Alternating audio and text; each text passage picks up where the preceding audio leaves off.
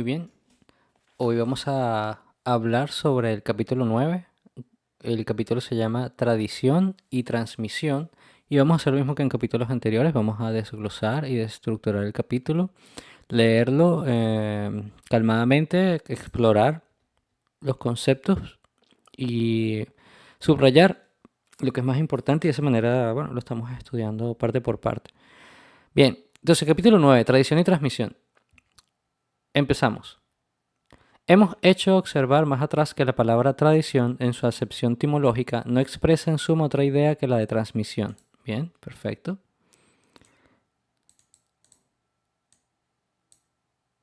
En el fondo, en eso no hay nada que no sea perfectamente normal y que no esté de acuerdo con la aplicación que se hace de ella cuando se habla de tradición en el sentido que nosotros entendemos.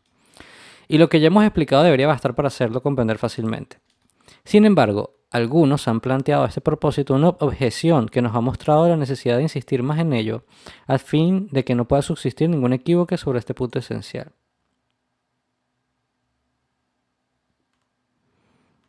He aquí cuál es la objeción. Vamos a ver cuál es la objeción. Cualquier cosa puede constituir el objeto de una transmisión, comprendidas ahí las cosas del orden más profano. Entonces, ¿por qué no se podría hablar también de tradición para todo lo que es así transmitido, cualquiera que sea su naturaleza, en lugar de restringir el empleo de esta palabra únicamente al dominio que podemos llamar sagrado? Bueno, creo que Guénon ya habló de esto en capítulos anteriores, de que tenía un origen humano, ¿no? Pero bueno, está bien, hay gente que dice, ¿y por qué no se puede usar para cualquier transmisión? Bueno, vamos a ver cómo lo responde Guénon. Debemos hacer primero una precisión importante y que reduce ya mucho el alcance de esta cuestión. Es que, si uno se remite a los orígenes, esta cuestión no tendría que plantearse, puesto que la distinción entre sagrado y profano que implica puesto que la distinción entre sagrado y profano que implica era entonces inexistente. En efecto, como lo hemos explicado frecuentemente, no hay propiamente un dominio profano, al que un cierto orden de cosas pertenecería por su naturaleza misma. En realidad, hay solo un punto de vista profano. Buen argumento. Continuemos. Que no es más que la consecuencia y el producto de una cierta degeneración que resulta de la marcha descendente del ciclo humano y de su alejamiento gradual del estado principal. Bien, esto es importante, vamos a subrayarlo en verde, segundo nivel de esto es idea importante, esto es idea muy importante. Y cuando es una idea extremadamente importante, me gusta este código de color. Vale, entonces sabemos que el Kali Yuga, todo el tema de los ciclos cósmicos, estamos en un proceso descendente. Antiguamente en el Satya Yuga, la era de la verdad, todo el mundo estaba en una onda sagrada. A hoy día, a raíz de esa degeneración y de ese alejamiento de los principios, empieza a partir el punto de vista profano, es decir, el punto de vista que ya no ve los principios que se manifiestan en el mundo, ve un mundo alejado o separado artificialmente, por lo menos de forma velado de esos principios. Un buen ejemplo de esto es la caverna, el símbolo de la caverna de Platón, donde solamente vemos las sombras, ¿no? Y no entendemos los principios que reflejan esas sombras en el mundo. Pero bueno, vamos a continuar con la explicación de Guénon. Por consiguiente, anteriormente a esta degeneración, es decir, en suma, en el estado normal de la humanidad todavía no caída, es decir, el estado adámico, el estado normal de la humanidad no caída, se puede decir que todo tenía verdaderamente un carácter tradicional, porque todo era considerado en su dependencia esencial al respecto de los principios y en conformidad con estos, de tal suerte que una actividad profana, es decir, separada de estos mismos principios e ignorándolos, hubiera sido algo completamente inconcebible, incluso para lo que depende de lo que se ha convenido llamar hoy día la vida ordinaria. Me gusta la palabra aquí, en esa época hubiera sido inconcebible, incluso para lo que tiene que ver hoy día con la vida ordinaria. O más bien, para lo que podía correspondérsele entonces, pero que aparecía bajo un aspecto muy diferente de lo que nuestros contemporáneos entienden por eso, llamada uno, en el reino de las cantidades, los signos de los tiempos, lo que es la vida ordinaria. y con mayor razón en lo que concierne a las ciencias, a las artes y a los oficios, para los que este carácter tradicional se ha mantenido integralmente hasta mucho más tarde y que se encuentra todavía en toda civilización de tipo normal, de suerte que podría decirse que su concepción profana, aparte de la excepción que hay quizás lugar a hacer hasta un cierto punto para la antigüedad llamada clásica, es exclusivamente propia de la civilización moderna, solo, que no representa ella misma en el fondo más que el último grado de la generación que acabamos de hablar. Y bueno, básicamente la vida ordinaria, eh, nuestros contemporáneos entienden por vida ordinaria, eh, básicamente es el día a día, ¿no? Algo que se explica del orden tradicional es que las ciencias, las artes, los oficios, todo ese cotidianidad que formaba parte del día a día de las personas tenía un sentido tradicional. Cuando las personas ponían una piedra en el templo, eso tenía un estado simbólico. Y cuando como el masón trabaja la piedra bruta en una piedra trabajada, ah, en esa piedra perfeccionada que va a ir en el templo, esa perfección, ese trabajo de purificación que está haciendo en la piedra también se lo está aplicando a sí mismo. Y esa misma analogía o transposición, por ejemplo, en la orden de los libreros, en, en los tejedores, toda arte, oficio tradicional tenía también un complemento simbólico y espiritual. Y tenía una maestra del taoísmo que hablaba mucho de cuando estás limpiando un plato, imagínate que te limpias a ti mismo, ¿no? Y ese sentido de incluso el aspecto más ordinario que puedas imaginar o que pareciera tener la menor trascendencia, darle un significado simbólico y meditativo y de retorno a los principios, ese es una normalidad, eso es lo normal. Lo anormal es vivir separado de los principios y ver el mundo como aislado, como una manifestación completamente material que no tiene un origen trascendente y que por lo tanto estás viendo solamente un aspecto reductivo de la existencia. Y bueno, que no llama aquí de que esto es un punto de vista primero muy occidental y que la antigüedad llamada clásica, es decir, la helénica y la llamada de todo lo que fue el origen de Occidente, eh, que es la que realmente es la civilización moderna viene de estos orígenes y que no representa ella misma en el fondo más que el último grado de generación de lo que acabamos de hablar, esta civilización moderna. Es decir, esta visión del mundo en el cual no estamos conectados con los principios y que hemos tenido una inclinación completa solamente al enfoque racional y materialista del mundo, es una degeneración desde el punto de vista de los principios y desde el punto de vista de las personas que se ubican en esta forma de percibir la realidad y de entender la existencia. Pero bueno, sin dispersarnos demasiado, vamos a continuar. Si consideramos ahora el estado posterior a esta degeneración, podemos preguntarnos por qué la idea de tradición excluye de ella lo que en adelante se trata como de orden profano, es decir, lo que ya no tiene ningún lazo consciente con los principios, para no aplicarse más que a lo que ha guardado su carácter original con el aspecto trascendente que conlleva. No basta constatar que el uso lo ha querido así, al menos en tanto que no se habían producido todavía las confusiones y desviaciones modernas sobre las que hemos atraído la atención en otras ocasiones. Esta es otra llamada a alguna otra obra de Guénon. En este caso, ver concretamente el reino de la cantilación del templo, capítulo 31. Ese sería un buen libro a releer y volver a estudiar, porque la verdad es que tiene muchos puntos interesantes. Sobre todo me gusta un capítulo sobre la degeneración del uso de la moneda. Tenía un origen simbólico y hoy día ya la moneda no tiene obviamente ese sentido tan trascendente que tenía antiguamente. Bien, continuamos. Es verdad que el uso modifica frecuentemente el primer sentido de las palabras y que, concretamente, puede agregarles a recortarles algo. Pero eso mismo, al menos cuando se trata de un uso legítimo, debe tener también su razón de ser y sobre todo en un caso como ese, esa razón no puede ser indiferente. Por lo demás, podemos destacar que este hecho no se limita únicamente a las lenguas que emplean esta palabra latina de tradición. En hebreo, la palabra Kabbalah, que tiene exactamente el mismo sentido de transmisión, no sé si estoy pronunciando bien Kabbalah en hebreo, yo la pronuncio latinizada, ¿no? Kabbalah, pero no sé, Kabbalah, que tiene exactamente el mismo sentido de transmisión. Está reservada igualmente a la designación de la tradición tal como nosotros la entendemos, e incluso de orden ordinario. O sea, cuando la gente usa la palabra cábala, está hablando justamente de esta transmisión, reservada igualmente a la designación de la tradición tal como nosotros la entendemos, es decir, la transmisión de un origen humano, de una cadena ininterrumpida, etc. E incluso de ordinario, más estrictamente todavía, a la designación de su parte esotérica e iniciática, es decir, la parte esotérica e iniciática de la tradición hebrea. Es decir, a lo que hay más de interior y de más elevado en esa tradición, a lo que constituye en cierto modo su espíritu mismo.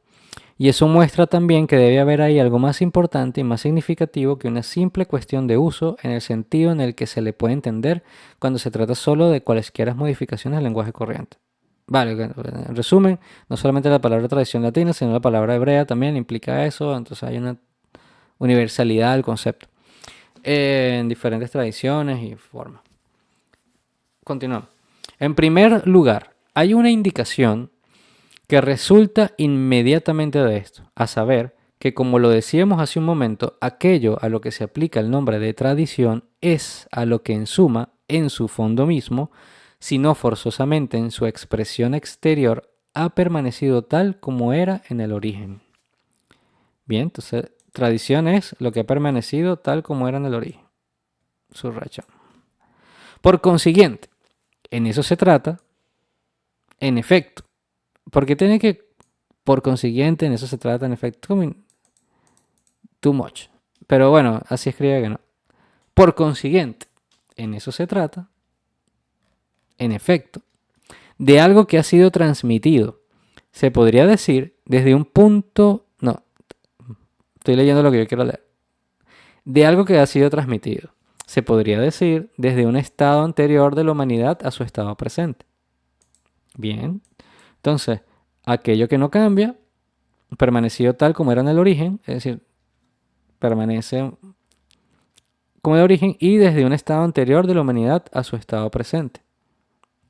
Bien. Palabras mayores, hablar de un estado de humanidad a su estado presente, porque obviamente es una cadena que se remonta y a estas expresiones simbólicas a la noche de los tiempos, ¿no? Continúa. Al mismo tiempo, se puede destacar que el carácter trascendente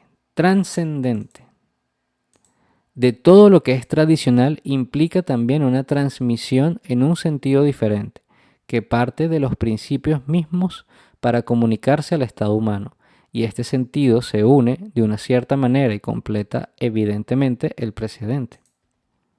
Entonces parte de los principios para comunicarse al estado humano, y este sentido se une de una cierta manera y completa evidentemente al precedente. Bien, entonces hay una completación de ese estado gracias a esta comunicación con los principios. Retomando aquí los términos que hemos empleado en otra parte, llamada 1, el simbolismo de la cruz, muy buen libro, se podría hablar incluso a la vez de una transmisión vertical de lo suprahumano a lo humano y de una transmisión horizontal a través de los estados o los estadios sucesivos de la humanidad. Ya hemos hablado en capítulos anteriores del simbolismo de la cruz y qué se refiere con esto. Pero bueno, una transmisión vertical viene de los estados espirituales y una transmisión horizontal es los estados sucesivos de la humanidad, es decir, las diferentes condiciones humanas. Todavía estamos en el grado individual. Y el centro de esa cruz, de esa circunferencia, de ese círculo, ahí es donde se encuentra el estado primordial, que nosotros mientras más estamos alejados del centro, más deteriorados, degenerados o alejados estamos como individuo humano, y mientras más nos acercamos al centro, más estamos haciendo simbólicamente ese regreso en el tiempo, ese retorno en el tiempo hacia nuestro estado original. Continuamos. Por lo demás, la transmisión vertical es esencialmente intemporal, mientras que la transmisión horizontal implica solo una sucesión cronológica. Agregamos también que la transmisión vertical, que es tal cuando se la considera de arriba hacia abajo como acabamos de hacerlo, deviene, si se toma al contrario, de abajo hacia arriba, una participación de la humanidad en las realidades del orden principal, participación que, en efecto, es asegurada precisamente por la tradición bajo todas sus formas, puesto que eso es aquello por lo que la humanidad es puesta en una relación efectiva y consciente con lo que le es superior. Entonces, el objetivo de la tradición realmente es eso, crear una comunicación y una relación efectiva y consciente con lo superior, en virtud de las correspondencias de las realidades. Entonces, ponerse en orden, ordenarse, dirigirse correctamente, alinearse. Yo creo que alinearse verticalmente, ese simbolismo de la alineación, eh, y la gente habla de, por ejemplo, la alineación de los chakras, y tú usas estas expresiones de forma gratuitas y un poco ambiguas a veces.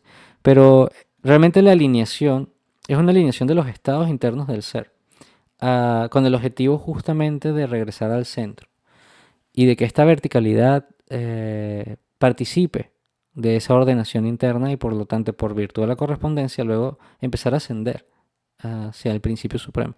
Pero bueno, todo este lenguaje simbólico, se utiliza mucho el simbolismo de la cruz, es un muy buen libro para justamente entender este lenguaje geométrico, simbólico, de ese simbolismo tan poderoso. Continuando con la lectura, dice, por su lado, la transmisión horizontal, es decir, del estado humano e individual, si se considera remontando el curso de los tiempos, deviene propiamente un retorno a los orígenes, ¿correcto? Mircea Eliade tiene un libro sobre esto del eterno retorno, pero obviamente él no lo explica con este sentido tan simbólico y esotérico de René Guénon, sino más como se dio cuenta que este simbolismo se presenta en diferentes tradiciones, diferentes culturas, y él hace su estudio interpretativo. Pero aquí que nos está explicando a qué viene este tema del retorno a los orígenes, es decir, una restauración del estado primordial. Vamos a poner esto en idea muy importante. Continuamos. Y ya hemos indicado más atrás que esta restauración es precisamente una condición necesaria para que, desde ahí, el hombre pueda después elevarse efectivamente a los estados superiores. Bien. Hay todavía otra cosa. Al carácter de trascendencia que pertenece esencialmente a los principios y del que todo lo que está vinculado efectivamente a ellos participa por eso mismo a algún grado, lo que se traduce por la presencia de un elemento no humano en todo lo que es propiamente tradicional, que hablábamos más arriba. Se agrega a un carácter de permanencia que expresa la inmutabilidad de esos mismos principios y que se comunica igualmente en la medida de lo posible a sus aplicaciones, incluso cuando éstas se refieren a dominios contingentes. Vale, esto no...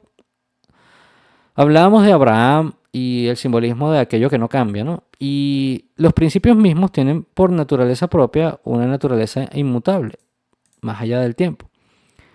Cuando nosotros queremos transmitir esto en un mundo que efectivamente es pura mutabilidad y cambio constante, lo único que podemos intentar es como, bueno, esto es permanente, se mantiene, y damos un sentido de permanencia en lo posible para dar, sí, para comunicar esa naturaleza, pero obviamente que nunca vamos a poder realmente transmitir por completo, nunca vamos a poder hacer algo completamente inmutable por, bueno, las condiciones mismas de esta existencia, pero en la medida de lo posible, las aplicaciones de estos principios que quieren dar o corresponder con esta idea, em, se intenta hacer justamente con este sentido de, es algo que ha permanecido, que no cambia. Pero hay que entender que estamos en un estado contingente. Y los dominios contingentes, esta palabra que Guénon utiliza, la contingencia para Guénon es aquello que es como cambiante, que es algo que, vamos a ver el origen de etimología, contingencia. Contingentis, participativo de suceder, es un suceso, es algo que está, es una ocurrencia que depende de algo, es un acontecimiento. Es algo que es un suceso que tiene un principio y un fin y pasa y es un evento esperable. O sea, y eso es que no lo usa en ese sentido, más o menos a veces hasta peyorativo, ¿no? Para simplemente, eh, pero peyorativo obviamente porque lo compara al nivel de los principios que no son contingentes, que no son sucesos, que son eternos, que son inmutables. Entonces cuando el dominio contingente, el dominio temporal, obviamente está en un grado inferior, por así decirlo, al dominio que es atemporal, que es infinito, que es impermanente. O que es permanente, me refiero. Trascendente, inmutable, permanente. Lo contingente es lo cambiable, es aquello que es, como dice la Biblia, ¿no? Un soplo, eh, vanidad de vanidades.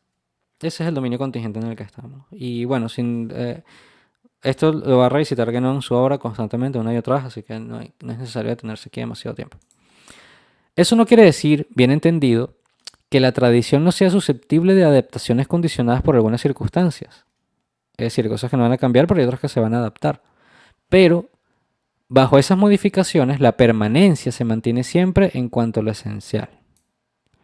Esa correspondencia con esa realidad superior. E incluso cuando se trata de contingencias, esas contingencias como tales son en cierto modo rebasadas y transformadas por el hecho mismo de su vinculamiento a los principios. Bien, lo que quiere decir acá es que estas contingencias, al estar vinculadas con sus principios, deja de ser tan contingente, porque ya tienen un vínculo con algo más trascendente.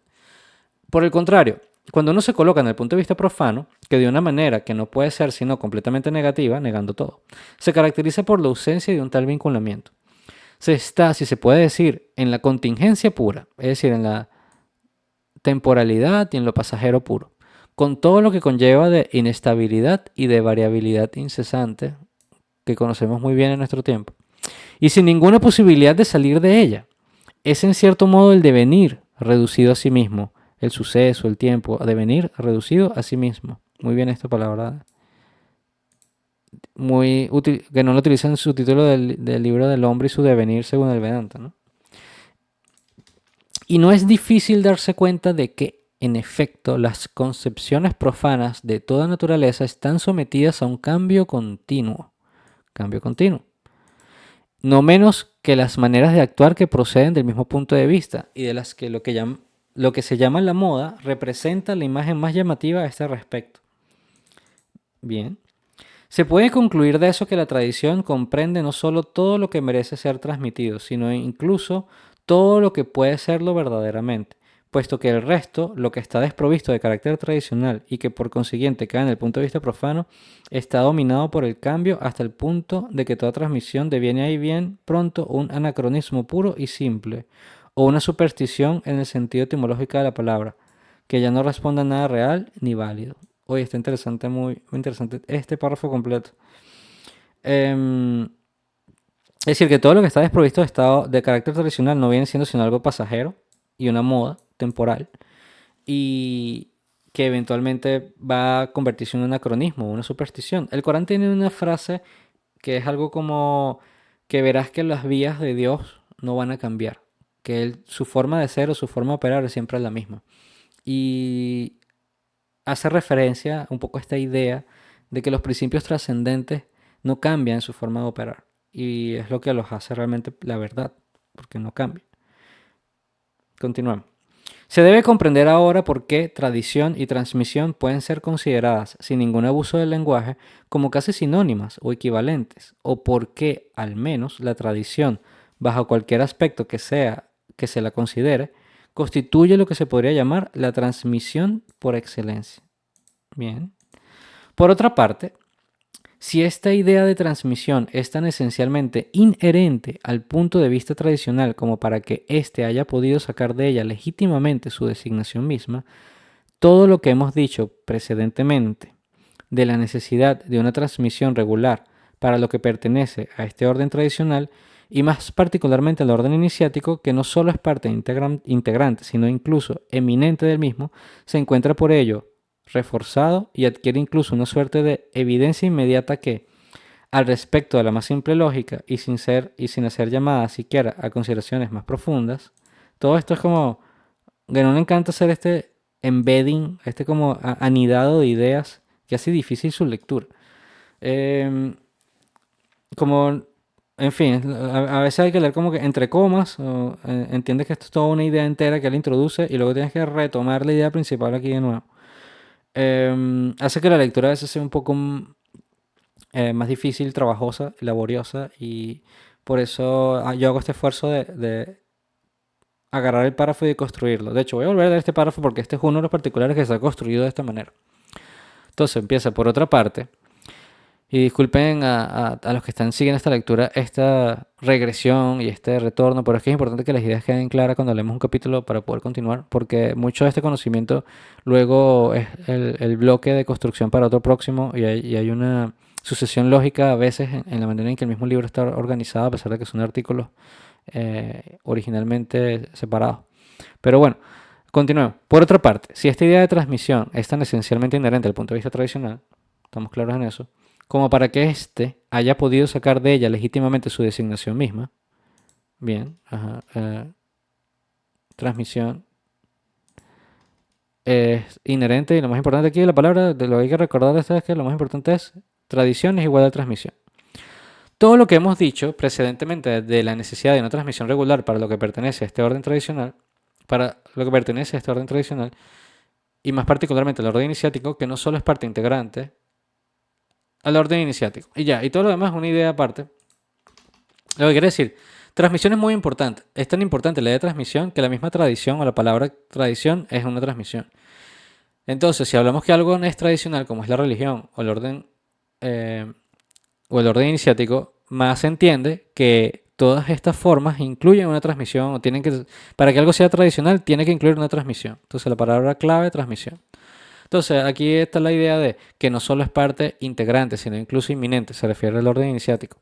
Es integrante, incluso eminente del mismo, se encuentra por ello reforzado y adquiere incluso una suerte de evidencia inmediata que, al respecto de la misma simple lógica y sin hacer llamadas siquiera a consideraciones más profundas, debería ser decididamente imposible toda contestación sobre este punto, sobre el que, por lo demás, solo las organizaciones pseudoiniciáticas, precisamente porque les falta esa transmisión, tienen interés en mantener el equívoco y la confusión. Es decir, orden iniciática igual transmisión. Si hay alguien que le interesa decir que las órdenes iniciáticas no tienen una transmisión y pelean eso, normalmente cae en una organización falsamente iniciática que como a ellas les falta esta transmisión, les gusta entonces crear ese equívoco y esa confusión. Ya, esa fue la traducción de mi lado de este fin del capítulo y eso nos da pie para continuar con el próximo capítulo que se llama capítulo 10 de los centros iniciáticos. Y bueno, muchas gracias por acompañarme en esta lectura. Este otro capítulo es muy interesante y espero grabarlo prontamente y compartirlo con ustedes y con la comunidad. Muchas gracias y que tengan feliz día y noche. Hasta luego.